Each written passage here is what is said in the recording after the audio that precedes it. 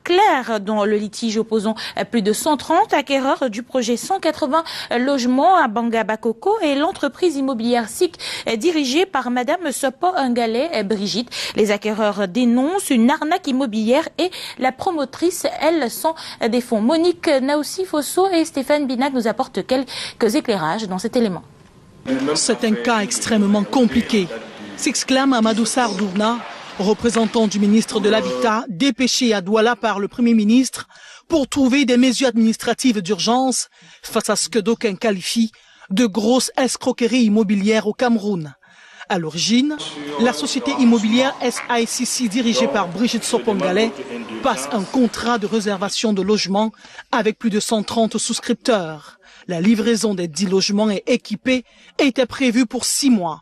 8 ans après, pas de logement et pas de remboursement.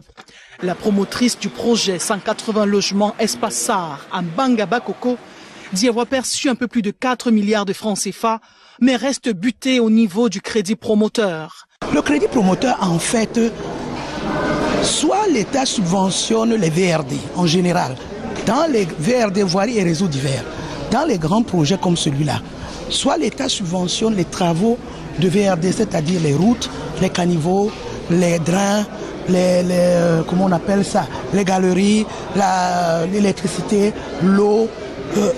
Dans celui-ci, on n'a pas eu de subvention et on aurait donc dû avoir un crédit promoteur pour nous permettre nous-mêmes de nous engager pour pouvoir finaliser ça. Après une visite sur le site devant abriter les 10 logements, le représentant du ministre de l'Habitat va échanger des heures avec le collectif des acquéreurs et la promotrice de la SICC.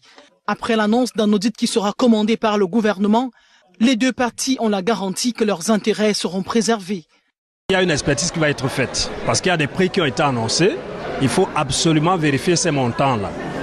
Et il s'agira par la suite de voir quelle est la partie que les acquéreurs vont supporter en fonction des contributions qu'ils ont également données. Pour le collectif des acquéreurs, l'horizon s'éclaircit après cette réunion abritée par les services du gouverneur de la région du littoral. Les choses avancent, que le gouvernement a décidé vraiment pour une fois de prendre ce problème à accord et que très bientôt on aura une solution. Avec les recommandations que le secrétaire général du ministère a fait aujourd'hui, nous avons espoir et nous pensons que très bientôt on va rentrer en possession de ce qui nous importe le plus. Il est annoncé ici que dans 6 semaines, chacun des souscripteurs aura tout au moins sa parcelle de terrain. C'est donc mon fils qui doit me payer une location. Est-ce normal? Rendons-nous à présent dans la capitale politique Yaoundé, retrouver Alain Ghislain Kanga pour la suite de ce journal. Avec vous, monsieur, on parle de cet accident mortel survenu du côté du quartier Ngousso. Catherine Moukouri et bonjour à tous. Poursuivons ce journal avec ce drame qui s'est produit hier soir au quartier Ngousso, ici à Yaoundé. Un camion Béarn a amorcé une course folle au lieu dit Carrefour Éleveur, faisant de nombreuses